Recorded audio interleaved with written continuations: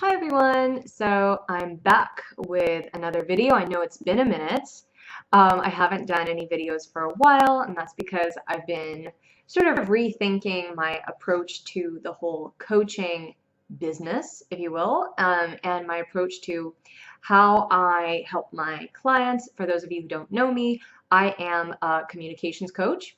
I work with people who want to be better communicators, and in particular, people who have a tough conversation that they want to handle with tact, with grace, with compassion, so that they can have beautiful, fulfilling, and uplifting relationships with the people who matter most to them. So what I thought I would do is just kind of every week go through some Reddit threads about relationships, maybe troll around in some relationship forums to see what situations are plaguing the people. And in the words of a person I greatly admire, Dr. Kirk Honda, let's see if anything of value comes out of my mouth as I look at these things, at these queries, at these conundrums that people are facing. I'll kind of give my breakdown of the situation and give my 2 cents of how I would handle this kind of situation. So I was scrolling on Reddit just now, and I came across a really compelling situation. So I'll read it out. So my girlfriend's dad, 54, made me feel absolutely humiliated because I have no college education. What should I do? And it's written by a 24-year-old male. So my girlfriend 21's parents are a bit rigid and strict and still treat her like a child until she graduates college and are borderline control freaks. I don't mind as long as I get to see her. They're respectful and kind to me, and I give them the same. I have to admit, I don't have a college education. I was never ashamed of it until today. I've been going through a tough time. My grandmother passed away a month ago. I'm still grieving her loss. She left the house in my name, and I've been trying to make the payments and pay the bills as best I can. I work full-time at a detail shop, but during the wintertime, the hours will slow down since not a lot of people want to get their cars detailed. Her father has been kind enough to drop off some food and let me borrow her daughter's car when mine wasn't working. I've been trying to find a second job, but of course, COVID. I'm still trying to sign everything over in my name and getting everything sorted out in the house. The other day, my car started to break down and I needed a car to get to work. I asked my roommate and a few friends before I even asked to borrow my girlfriend's car. I thought it wouldn't be a big deal since her father was okay with it the first time and it would only be for the day. She has a class and it was easier if I just took it. However, he starts texting me that his patience and kindness will only go so far. He added that this is what life looked like without a college education and that it will lead you to poverty and you must work hard and be rewarded, and that my job was crappy. I felt absolutely humiliated. I've been with the same company since I was 18. I remember this guy is 24 at the moment, so quite young, putting in the best I could. And now I feel it was all for nothing. I feel bad for her also, always being controlled by them, scared by them, and planning on running away several times. What should I do? So, very interesting situation. I love this query because it just shows how so many different things can intersect. So on one hand, we have this couple who, are sort of in sort of the opening stages of their lives, just trying to get their footing, right. The woman is going to college while staying at home, very wise financial choice for a lot of people. And the man is just, working his fingers to the bone. It sounds like he was living with his grandmother, who's now passed away, so he's grieving a loss as well. That complicates things. And then there's these parents who are, on one hand, supportive of the relationship and tolerant and are willing to help them out, at least to an extent. But at the same time, there seems to be this underlying sort of lack of respect for the man in this relationship.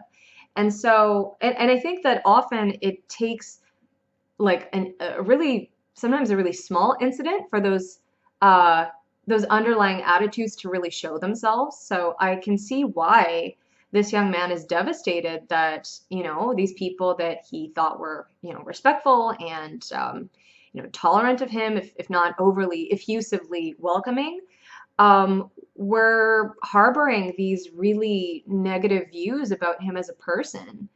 And there's a shock to that, that I can definitely relate to.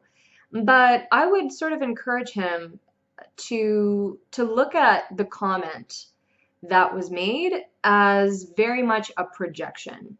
So oftentimes the things that we fault other people for, are the very same things that we ourselves are insecure about. So if this man is making you feel bad, and I'm talking to you as if you're the young man who wrote this, is making you feel bad specifically because of your lack of education, I would wager that he probably doesn't feel that confident about his own level of education, his own level of financial success.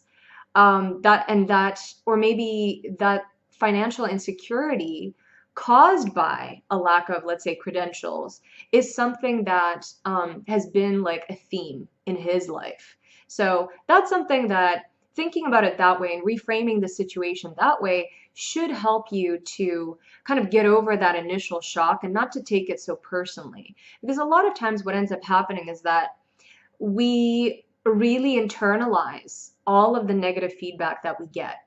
And instead of, processing what happens sort of objectively, we end up, really, really like turning this problem over in our head a lot, and often hesitating to say anything about it. Now, I will also say that, there's a component here of, responsibility that also needs to be addressed.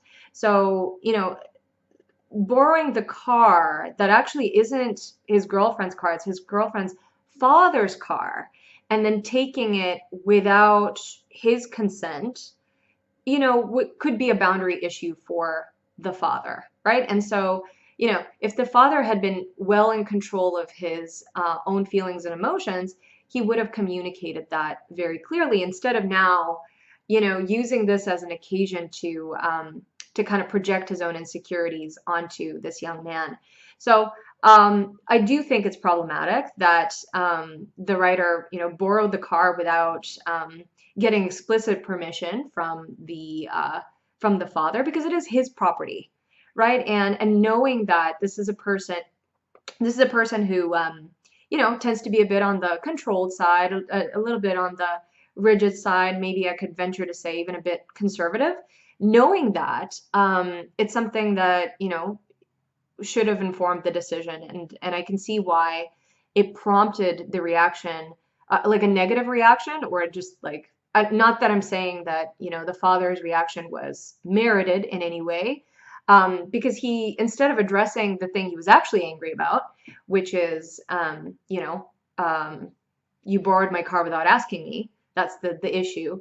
But the deeper issue beneath that is, I feel insecure about myself. That's the vibe I'm getting from the dad, right? That maybe the dad is looking at this young man and he's thinking, gosh, this makes me reflect on, the time in my life when I was struggling and when I couldn't, find my footing, so to speak. And maybe he still hasn't made peace with that. And maybe, and this is something that happens a lot, where when we over-identify with that stage in our lives, it's much harder to put that behind us, even when our circumstances change, right? Because especially when we're young, like everything that we're going through is just so emotionally salient, just because we're going through it for the first time. And if this father, remembers when he was struggling and when he was really insecure, and he remembers all of these things that, maybe other people were telling him, like, you're not good enough, or you're never going to amount to anything, or, whatever his environment was telling him, or whatever he was thinking about himself, and he still identifies with that, even though those days are long gone, well, that's going to come out one way or the other, because he hasn't made peace with that part of himself yet. So again, that brings me back to my first point, is just not to take it personally, right? So especially because, and I can say this as a millennial who has graduated college, that it is by no means, like, graduating from college is by no means a ticket to a successful, financially stable life. Not in this day and age. I think that everybody of my generation and the coming generations pretty much acknowledges that. College is not your ticket to the middle class anymore. You know, it used to be that you would use the connections that you made in college to, you know, get jobs and opportunities, and also, like, a college degree meant a great deal because very few people had them. Now that's very much there's very much inflation of college degrees. That's something that a lot of people really struggle with and have struggled with. Like, man, I graduated into the recession and I had to deal with a lot of part-time jobs before I could get a full-time job. And that was actually, if that required me to move abroad, which I'm really glad I did, but it's not, you know, it's not a straightforward career path anymore. And there are plenty of people who, you know, bypass that step entirely or go to a vocational college, you know, get a very specific skill.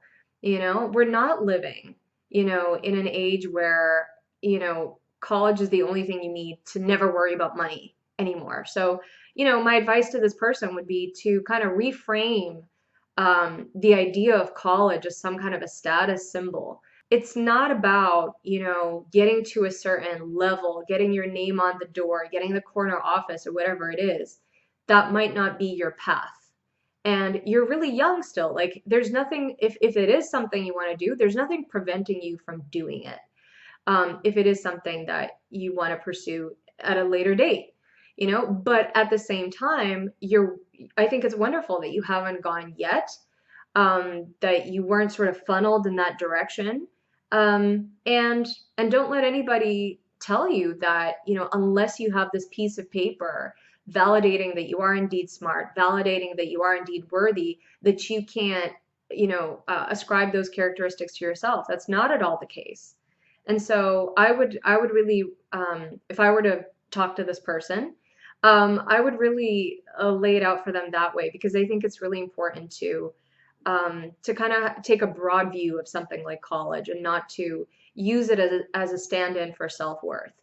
Having said that, I think that there is a difficult conversation that needs to happen here, and it's very much between the young man and the father in this case. So, you know, if I were him, I would say something like, "Gosh, you know, I was out of line for taking the car without your permission, and I apologize for that. You know, I don't know if that had an impact on, you know, your commute or, you know, things that you needed to do your errands. So I was definitely out of line there.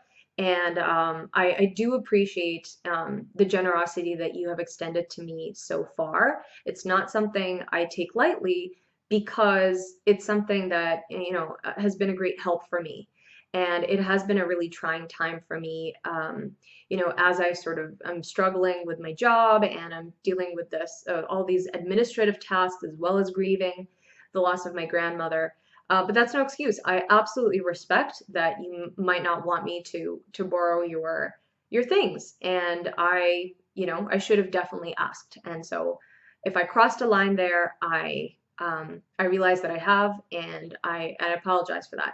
Having said that, I don't appreciate the comment about my, like, lack of formal secondary education. It's not something that I am personally ashamed of. It's not something that makes me a worse person, in my opinion. If you think so, you're entitled to that opinion. But you know, I made the decisions that I have based on, you know, my own life trajectory and based on, you know, what's right for me. And I don't plan on being in poverty, but I know a lot of people who have a great deal of education who nevertheless struggle financially. So, you know, in my opinion, college isn't something that, you know, is in the cards for me. And it isn't something that's going to inoculate me against poverty, although I do appreciate your concern in that regard. Um, you know, you're entitled to your opinion about my job and my prospects. However, I don't appreciate you insulting my job, and I have treated you with respect and consideration to the extent that I'm able. Of course, I'm not a perfect person, but I'm not going to tolerate insults about who I am and about the nature of my job. That doesn't define me, and I really hope that you're able to see past my current station in life because again, I'm not defined by that as a person. So yeah, so I really hope that we can continue our relationship in a positive manner. I certainly plan to be a lot more respectful of your space and your things and your resources, and I expect the same back.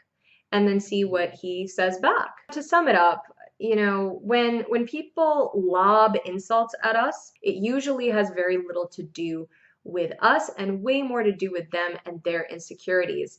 I love the expression that whenever you point a finger at someone, there are four more pointing right back at you. And I think that's very true in this situation.